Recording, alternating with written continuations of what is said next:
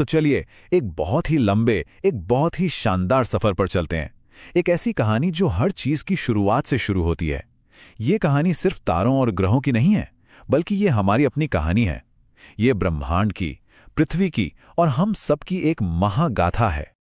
अब सवाल ये उठता है कि इतनी बड़ी कहानी आखिर शुरू कहाँ से की जाए? जब कोई कहानी अरबों साल लंबी हो तो उसका पहला पन्ना मिलेगा कहाँ?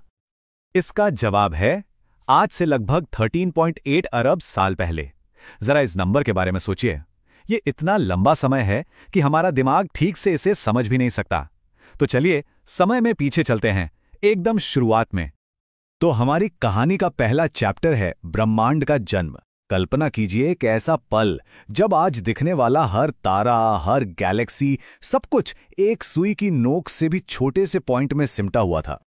उस समय के बारे में सोचना भी मुश्किल है। आज हम जो कुछ भी देखते हैं, चमकते तारे, घूमते हुए ग्रह, यहां तक कि हम खुद भी, इनमें से कुछ भी नहीं था। था तो बस एनर्जी और छोटे छोटे पार्टिकल्स का एक उबलता हुआ सागर। और फिर हुआ वो महाविस्फोट जिसे हम बिग बैंग कहते हैं। बस उसी एक पल में स्पेस, टाइम और मैटर सब का जन्म हुआ और सब कुछ एक अविश्वसनीय स्पीड से बाहर की तरफ फैलने लगा। और जानते हैं सबसे हैरान करने वाली बात क्या है? ये फैलाव आज भी जारी है। चलिए अब समय में एक बहुत लंबी छलांग लगाते हैं। अरबों साल बाद यूनिवर्स के एक शांत से कोने में हमारी अपनी कहानी के लिए स्टेज तैयार हो रहा था। ये था हमारे सोलर सिस्टम का जन्म। तो ये सब हुआ कैसे? सोचिए, गैस और धूल का एक बहुत बड़ा बादल था जिसे नेबुला कहते हैं। वो धीरे धीरे इकट्ठा होने लगा। उसके बिल्कुल सेंटर में इतना ज्यादा प्रेशर बना कि हमारा सूरज एक तारे के रूप में जल उठा। और उसके चारों तरफ जो बची हुई धूल और चट्टानें थीं, वो आपस में जुड़ती गईं, टकराती गईं और उन्हीं से हमारी पृथ्वी और दूसरे ग्रहों का जन्म हुआ। लेकिन जो शुरुआती पृथ्वी थी वो आज जैसी बिल्कुल नहीं थी।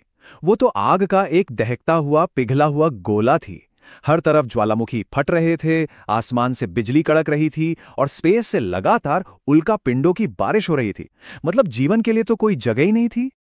और अब कहानी का वो मोड़ आता है जो शायद सबसे जरूरी और सबसे रहस्यमयी है, जीवन की पहली चिंगारी। करोड़ों साल लगे पृथ्वी को धीरे धीरे ठंडा होने में, और जैसे जैसे ये ठंडी हुई, हवा में मौजूद भाप से बड़े बड़े बादल बने।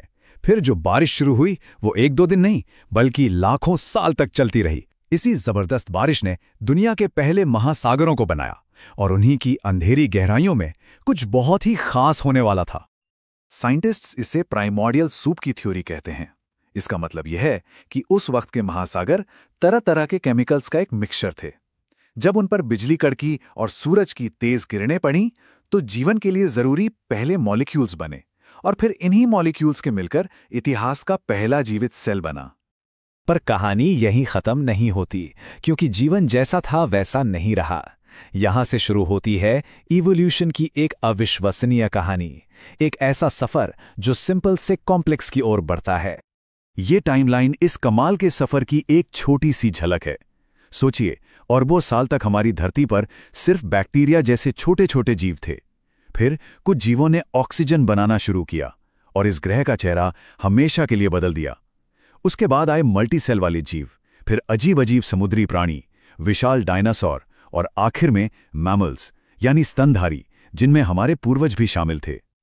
और अब कहानी उस मोड़ पर आती है जहां इस महागाथा के नायक यानी हम स्टेज पर आते हैं।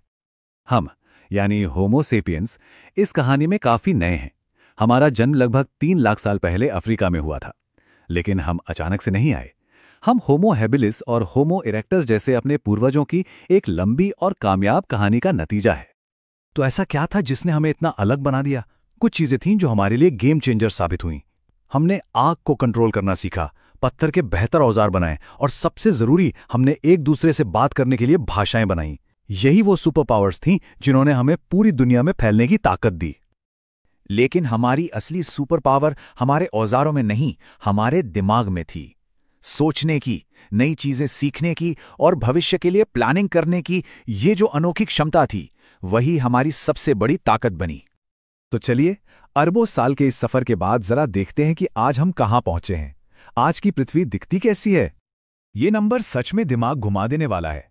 साइंटिस्ट्स का अंदाजा है कि आज हम इस ग्रह पर लगभग 87 लाख दूसरी प्रजातियों के साथ रहते हैं। ये एवोल्यूशन की क्रिएटिव पावर का एक शानदार सबूत है, जिसने जिंदगी को लाखों खूबसूरत रूपों में ढाला है। तो ये सब हुआ कैसे?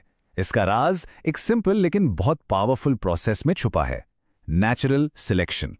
ये नेचर का एक नियम है जिसके हिसाब से जो जीव अपने माहौल के लिए सबसे फिट होता है वही जिंदा रहता है और अपनी खासियतें अगली पीढ़ी को देता है। तो आइए इस पूरी महागाथा को एक बार फटाफट से देखते हैं। बिग बैंग से यूनिवर्स बना, फिर हमारा सोलर सिस्टम और पृथ्वी बनी, महासागरों में जिंदगी शुरू हुई, एवोल्यूशन ने उसे कॉम्प्लेक्स बनाया, और फिर होमो सेपियंस आए, और आज हम यहां हैं, इस ग्रह के सोचने वाले प्राणी। तो 13.8 अरब साल के इस लंबे, बहुत लंबे सफर के बाद आज हम यहां हैं। अब सवाल यह है कि इस कहानी का अगला चैप्टर क्या होगा, और सबसे जरूरी बात, उस चैप्टर को लिखने में हमारी भूमिका क्या होगी। इसका जवाब हम सभी को मिलकर लिखना है।